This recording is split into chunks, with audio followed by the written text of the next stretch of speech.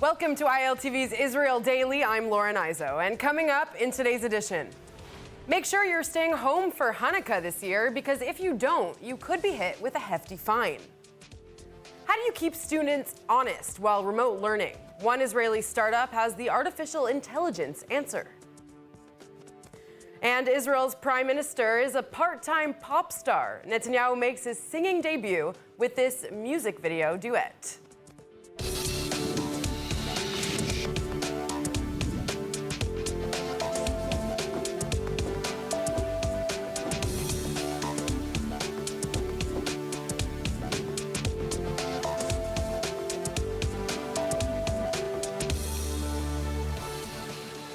A very happy Hanukkah to all of our viewers celebrating the Jewish Festival of Lights. The 8-day holiday begins tonight at sundown.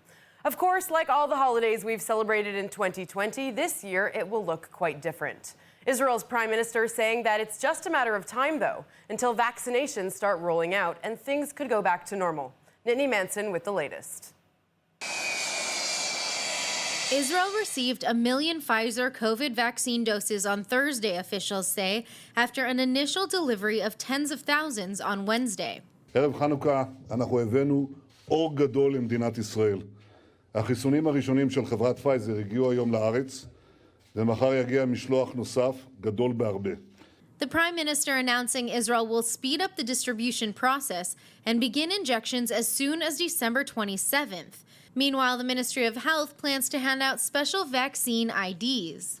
אני ביקשתי, ושר הבריאות כבר מבצע את זה, לפתח תוכנית, לא תוכנית רמזור, אלא תוכנית דרכון ירוק, שבאמצעותו כל מי שקיבל חיסון יוכל להראות תעודה או אפליקציה שמאפשרת לו להיכנס לאירועים, לקניונים, למתקנים ולכל מיני שירותים. הדבר הזה גם יעודד חיסונים וגם יעזור להחזיר אותנו במהירות לנורמליות. The health minister is vowing to give 60,000 shots a day. אז אני מודיע הערב שהחיסונים הראשונים ינתנו ב-27 לדצמבר. זה בסך הכל עוד 18 יום, עוד שבועיים וחצי. Netanyahu even says he would volunteer to go first. וכדי לעשות זאת, ביקשתי להוות דוגמה ולהיות האדם הראשון שמתחסן בישראל. מחר אני אפגש יחד עם שר הבריאות, עם ראשי קופות החולים, כדי להיערך למבצע הלאומי האדיר של מתן חיסונים למיליוני אזרחי ישראל. Israel now again stands on the verge of 2,000 new daily coronavirus cases. 1,828 diagnoses were recorded on Wednesday, and the health ministry says 73,146 COVID-19 tests were conducted on Wednesday, putting the contagion rate at 2.5%. Still, all malls and markets throughout the country have been given the go-ahead to open. While there will not be a nightly holiday curfew like the government had previously discussed, police will be giving tickets to those who visit friends and relatives. שאנחנו מתחילים בעוד כמה ימים, זה לא רק מבצע של זריקת עידוד, זה דבר אדיר. אנחנו מביאים את הסוף למגפה, וזה בוודאי סיבה להגיד חג שמח. Nittany Manson, ILTV. Okay, let's hear more from Mickey Rosenfeld, the Israel police spokesman. Mickey, thank you for joining us. Thank you very much. All right, Mickey, there was a little bit of confusion over what exactly the rules will be during the holidays. We know a meeting just wrapped up a few hours ago. Can you explain exactly what the holiday lockdown rules will entail? What I can confirm is that a number of issues were discussed, but no final decision was actually made by the cabinet in that important and significant meeting. So as far as the Israeli National Police are concerned, our units will carry out regular activities to make sure that social distancing is being kept. But people will be allowed to go around into different areas after the 5:30, 6 o'clock hour in the evening. But of course, we're still calling upon the public to make sure that they are not having large gatherings. That means up to 10 people inside buildings and inside houses, and up to 20 in open areas. Those are the limits and those are the regulations as of the first evening of the Hanukkah festival. Okay, and with that said, are the Israel police recommending that people stay at home regardless and, spend the holiday in their own home rather than go visit someone else's home? Well, it's tremendously important that people are responsible for their activities and that we try and make sure that the numbers of the people that are being affected by COVID will not continue to arise. We've seen, in fact, over the last week, a continual number of people that have been taken to hospital and the numbers that are continuing to go up. If we look together at the graphs, unfortunately, the percentage is still going up and the numbers still going up. So it's important that people do keep social distancing, wearing masks at all times. And I would recommend, like the Israeli police have recommended, only to be with your close family and not with your extended family. And when will the government reconvene to decide if we need more restrictions on that? Well, first of all, things can change, as we know, from day to day, and we're looking ahead to the weekends and the first several days of the Hanukkah festivals. Analysis and statistics will have to looked at again in terms of the Ministry of Health and in terms of the Israeli police. But if the numbers continue to go up, then there'll be further cabinet decisions. And if necessary, further restrictions, which the Israeli police will have to implement. It's a question of time. If the numbers continue to go up, then there will be changes, which means there'll be more police officers opening and closing different areas and different towns and different cities, according to the cabinet decisions. So, Mickey, there was talk in the government about possibly making the COVID vaccines mandatory. While that has not been implemented, is that something that police would be involved in? Can you tell us anything about that? Well, as far as I understand, that's entirely up to the Ministry of Health and the Israeli government. The Israeli National Police will implement decisions that will be necessary to take into place on the ground. And I'm talking about if certain areas where people will gather in order to be vaccinated, etc. But that's only on a technical issue and a logistical issue. All the government decisions which have been taken place throughout this year since the beginning of COVID-19, the Israeli police have implemented, both in the first wave and the second wave. So I think we have to be patient and understand and wait for those specific decisions to be made so that the Israeli police can think, can plan, and then implement those decisions. Mickey Rosenfeld, thank you so much. Thank you very much, and Hanukkah Sameach. Well, more and more Israelis are falling below the poverty line. In fact, during the pandemic, that number has grown nearly 50%, with 268,000 people joining that statistic just in 2020 alone. According to the annual Alternative Poverty Report by NGO Latet, the number of Israeli households living under the poverty line rose from 20.1% to 29.3% this year. Around 850,000 households in Israel lack essential housing, education, healthcare, and food. The study also reports that 86% of elderly aid recipients are experiencing loneliness. Of this group, 21.6% fear they might die at home, with no one even knowing about it. Latet Executive Director Eran Weintraub called it the worst economic crisis in the country's history, which will take the Israeli society years to recover from. The collapse will be inevitable and create social gaps that cannot be bridged. Israel is a startup nation, and it's no secret that Israeli innovations are some of the most creative from anywhere on the planet. The pandemic has only increased the need for creative solutions to some of our most pressing problems. One company, for example, has created a smart toilet disinfector that has the potential to change the public bathroom hygiene experience. Chana Rifkin has the story. Toilet disinfectants, the unsung capeless heroes of the sanitary world, now more important than ever with the COVID-19 pandemic throwing public hygiene back into focus.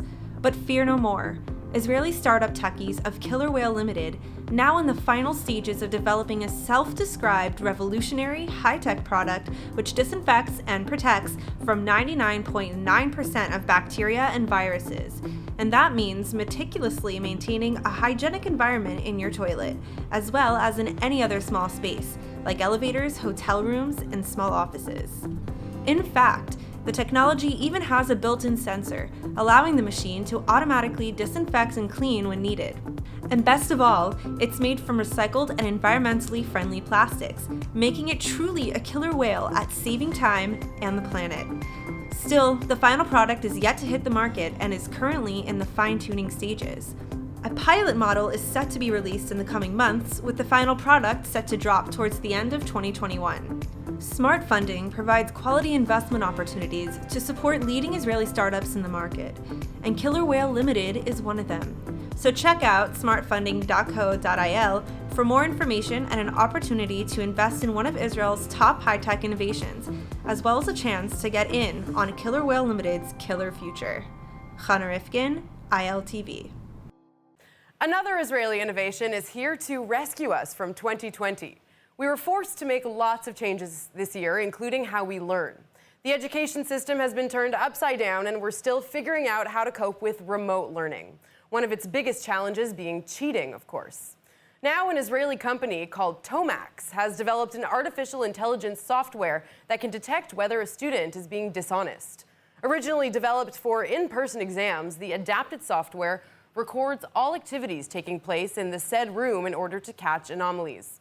There are already several post-secondary institutions in talks to buy the software and use it for online exams. There has been more than one big event this year inspiring Israelis to be creative. The Abraham Accords, for one, has allowed Israelis to experience the culture of some of the Arab Gulf states, including the United Arab Emirates and vice versa. Now, one Israeli bakery has created a special Hanukkah donut, or sufganiyah in Hebrew, inspired by the kingdom's capital, Abu Dhabi. Israeli pastry chef Itzik Kadosh's latest creation is made with Emirati dates, nougat, and cream filling topped with a golden leaf. Wow, it sounds so delicious. Hopefully this will inspire all of our viewers to make their own creative Hanukkah treats. And if you do, please send pictures to us at info@iltv.tv. Maybe your creation will be on our show. Okay, Israel is backtracking on turning the United Arab Emirates into a red country, which would mean arrivals to Israel would have to enter quarantine. The health ministry had decided to designate the UAE red early Wednesday due to the large gatherings of Israelis in Dubai in recent weeks. But Foreign Minister Gabi Ashkenazi asked the Health Minister Yuli Edelstein to consult with the Foreign Ministry before any future decisions are made about the UAE. The Health Minister clarifying later last night that its status would not change, but that would be reevaluated in coming weeks. Thousands of Israelis have traveled to the Gulf state, with tens of thousands booking vacations as we speak. An estimated 70,000 Israelis plan to be in the Emirates during the Hanukkah holiday. Moving on now, the passing of the nation-state bill into law back in 2018 was accompanied by protests and outcry from the country's minorities. The law recognizes Israel as a Jewish state, essentially designating all minorities as second-class citizens and making Hebrew the only official language. Even 2 years down the line, the nation-state law is sparking polarized debates about the character of the country's democracy. Now there's a petition to appeal that law and a hearing coming up in 2 weeks to decide exactly what to do. Now let's speak with Foreign Press Officer from the Association for Civil Rights in Israel, Maya Fried. Thank you so much for coming in to talk to us. Thank you for having me. Of course. So if you could please start just by giving us some background of, I know I explained a little bit in my lead there, but what exactly is the nation-state law and what does it mean? Sure, of course. So it's really important to start with the fact that the nation-state law is actually a basic law, and I'll take a little backwards and just say that Israel does not have a constitution. It has basic laws, which are at some point supposed to be the basis for a constitution. So they are quasi-constitutional. In other words, they're much harder to pass and much harder to amend or cancel than a regular law would be. This also gives them a lot more weight. So the nation-state law, as you said, basically puts into law parts of what was in the Declaration of Independence, but it goes a few steps further, where the Declaration of Independence spoke of the Jewish state. The nation-state law delineates between the Jewish people and minorities in the sense that it encourages promotion and settlement of Jewish communities, and it changed Arabic from being an official language alongside Hebrew to giving it just a special status, whatever that means. So tell me a little bit about the organization you work for and what exactly is your petition? So the Association for Civil Rights in Israel is the oldest and largest human rights organization in the country and works on a breadth of issues from civil and political rights to the Arab minority and the territories. So the petition actually is one of 15 that is going to be heard on the 22nd of the month. The petitions were sort of combined. And we've all been given between 10 and 20 minutes to make the argument to a panel of 11 justices, which is very, very extended and very, very rare, which also goes to show the weight of this case. And as you mentioned, the law was passed in 2018. The petitions were submitted to the High Court in 2018, and it's only now that we're actually sitting, but in front of this extended panel. So this is the first time you're having a hearing like this regarding this issue? Yes, we had plenty of advocacy efforts before the bill was passed into law. It was changed. There have been different sort of wordings of the law, and once the law was passed, we petitioned, and this will now be the first official High Court hearing. And do you think that this will result in any real political changes? We think it will result in public discussion. We think it will, we're optimistic that the 11 judges will take this into account. The 20% of the population that is truly being affected, and we can talk about examples in a moment, it might be live streamed. This is a very, very high profile case, so we have a lot of optimism. Interesting. And I'm curious, how many signatures do you have on your petition, and is there a certain number you need to really get this going? It's not a petition of that sort, it's a legal petition. Got it. It's a legal petition to the High Court of Justice, and we request in the petition to cancel the law, to completely repeal it. And as I said, there are 15 petitions. All from similar organizations that do the same. Right. There's different organizations and communities. There's a few Druze communities. There's Adala, Meretz, the political party, also has a petition. And so everybody will come at a different angle. We are requesting that the justices completely take this basic law off the books. We think it's anti-democratic. We think it's unconstitutional. And we think that it's incredibly infringing on human rights. We don't have much time, but how likely do you think it is that they'll completely take it off the table? As I said, we're optimistic. Right. Okay. Maya Fried, good luck, and thank you so much. Thank you. Have you heard of the Jerusalem Challenge? It's inspired by the song Jerusalema by the South African DJ master KG. The song topped the local charts in December 2019 and again in February, with everyone wanting to learn the catchy dance. Finally, after going viral around the globe for months, the dance challenge has finally arrived at its intended destination, Jerusalem. The mayor of Jerusalem, Moshe Leon, along with Holocaust survivors, elementary school students, youth from both East and West Jerusalem, university students, and municipality workers can be seen dancing together in the video. Take a look.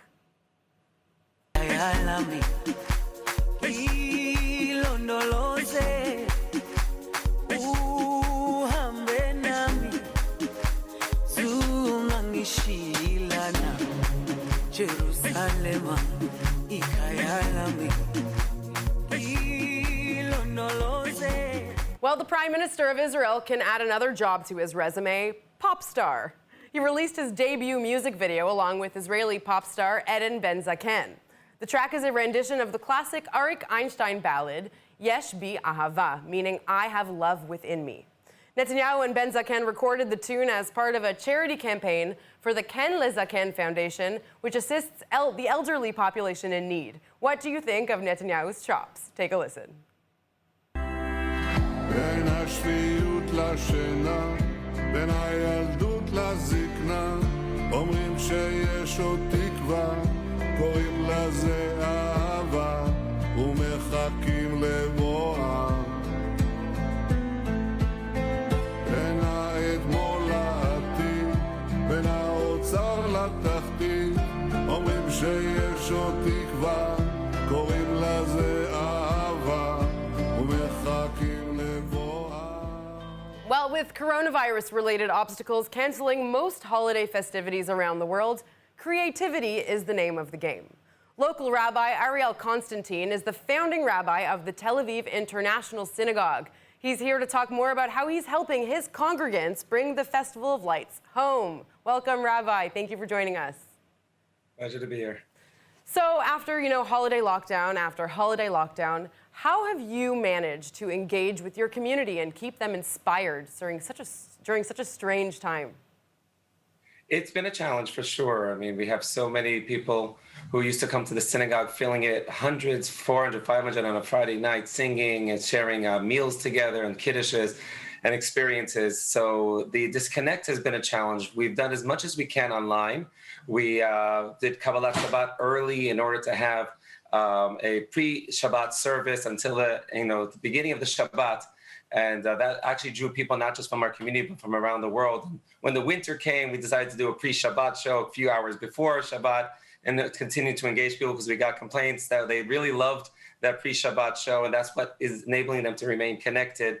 And each holiday presents its own challenge. Passover, we give out food for the needy and try to prepare people for the Seder. We did a model Seder online in advance so people could learn how to do the Seder themselves because often they didn't have their own Seder. They used to go to a grandparent or somebody who could run it for them. Rosh Hashanah, Yom Kippur, we did it as best as we can within the capsules. People were outside, people were spilling onto the streets. But it's a real challenge, and we're doing our best to keep people engaged and connected every day with classes and with experiences, what we could do personally and what we could do, through the internet. Right. It's obviously a really difficult challenge, especially for people who live alone. And I wonder what advice you can give to those people. How can they still, have the holiday feel special during this time? Well, Hanukkah is also a very home-based holiday. The Jewish law says that each household needs to light a candle. It's called Ner Ishu Beito in order to publicize the miracle. So the celebration of the holiday really begins at home amongst their family. And if they're alone as well, we encourage them to join our online lighting and when everyone's kind of lighting at the same time together. So at least there's a sense of a feeling of community while they're lighting, and hopefully they'll see through the window other people lighting, and as best they can feel that spirit and that light through this darkness. Hanukkah is all about bringing light through the darkness, and this is a difficult and dark time for all of us. Hopefully the light is at the end of the tunnel soon, but Hanukkah will hopefully bring that light and joy to people even if they're alone. They can connect in some way to that spirit. A bit of a personal question for you, Rabbi. I wonder how this year has challenged your own personal faith. Look, there's no question that this is a challenge that we've all been facing. We had a bar mitzvah that my parents weren't able to come to from America, and that's a challenge just to us personally. But we also feel that we've had pandemics in the past. We've had much worse experiences throughout Jewish history. And God has been at our side and helping us and guiding us throughout the challenges of life. And we just have to have that faith. I saw a beautiful bumper sticker the other day saying, "Don't tell God how big your problems are. Tell your problems how big God is." And I think, in a sense, that's Hanukkah. That was complete despair. That I think was a miracle that even they looked for a little jug of oil in order to light, because everything was such in shambles. You could easily get depressed from the challenging situation. But the Maccabees had faith and says, let's at least try, let's do what we can. And if we do, God helps those who help themselves. We did what we could. God helped everything else fit into place. And I think that's a message that I think could, in fact, strengthen our faith through this time. Doing the little bit to help someone in need, to go shopping from someone who can't shop for themselves, that love that we're seeing from one another, that caring, and is really very spiritually uplifting. And I think that God can help us, strengthen our faith and bring light to many others. All right, Rabbi, thank you so much for coming on the show, and of course, happy Hanukkah. You and all the viewers. Okay, let's take a look at the weather forecast.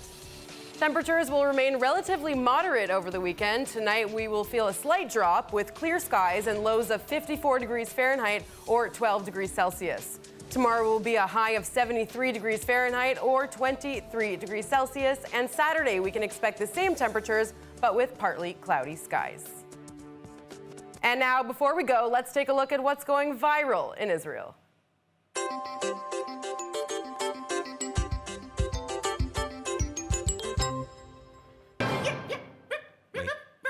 Wait, is that? Could it be?